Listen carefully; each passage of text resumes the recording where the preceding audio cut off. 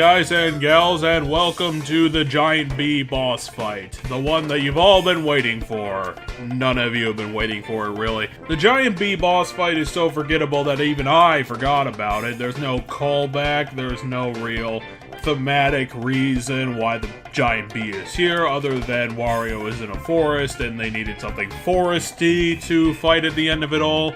And the way you defeat it is almost exactly like Bobo. The Giant Bee tries to ramp it up with some minion summoning, but considering that you don't actually have to kill them for them to go away, it doesn't really benefit the player to actually kill them while they're trying to keep track of the Giant Bee. The Giant Bee will try and track where Wario is and then smash into the ground to try and hurt him. The tracking is like 2 seconds behind, so the screen is so small that you can get away from it from any direction, so this isn't actually a threat.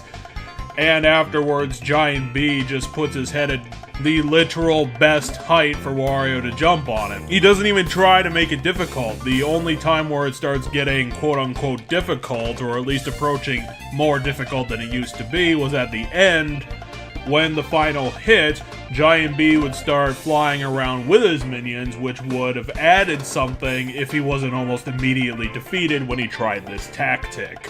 The Giant Bee is unfortunately, just like any sort of new Mario boss fight, totally obligatory, not even thought out all that well, boring, completely useless, dead in 60 seconds, the whole 9 yards of mediocrity.